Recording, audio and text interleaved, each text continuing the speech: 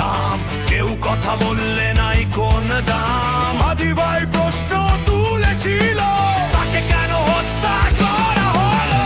হাদি ভাই প্রশ্ন তুলেছিল, তাকে কেন হত্যা করা হলো?